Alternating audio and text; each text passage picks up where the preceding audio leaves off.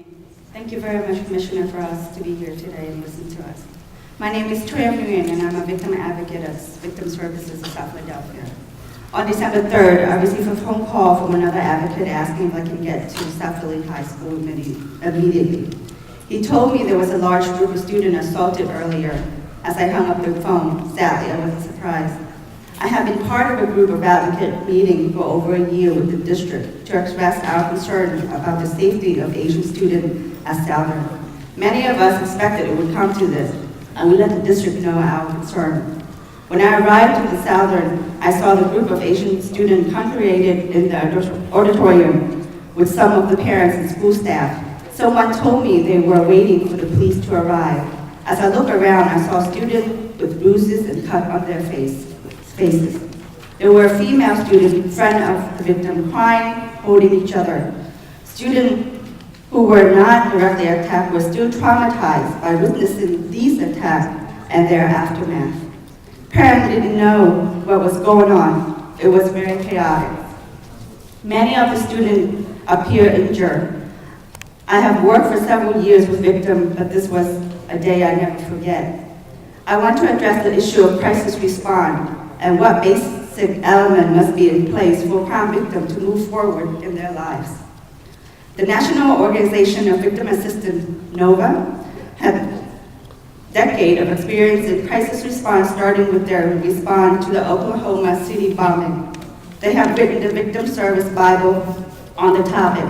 They outline several key steps that responders should follow to minimize the risk of post-traumatic stress disorder and other serious consequences of victimizations. The first step in crisis response must be safety and security. This would include assuring not only physical but emotional security. Victims have been injured and they need truthful assessment of their current and future safety. At Southern, there was no clear assurance that the students were safe. And we know from what was going on outside that in fact they were not safe.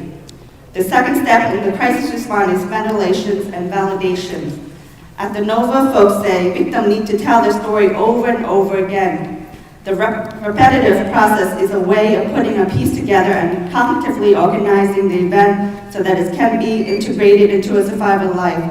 After the December 3rd, the students articulate clearly their desire to tell their story to the district. They first requested a chance to meet with the school staff and talk about what had happened and ask the staff for their support. Even this small meeting was denied. There were repeated obstacles put in place to make it almost impossible for the students to share their stories. When they were allowed to talk, they were also told how much their story was hurting other students at the school.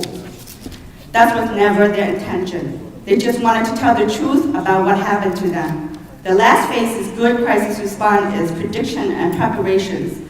Crisis responders need to provide victims with information about what will happen next.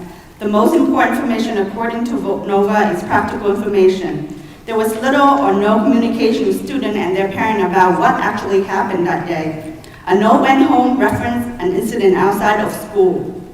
There was little or no translated material sent home for parents to help prepare their children for how to stay safe. Most victims also want some assurance that there will be an investigation into what happened to them and that there will be some measure of justice. When these basic needs are not met, victims of violence are far more likely to have ongoing problems. We have heard repeated call for students and the community to move on. No one wants to move on more than victims. Their physically, emotionally, and financially impact of crime is enormous, and we work every day to help minimize this damage.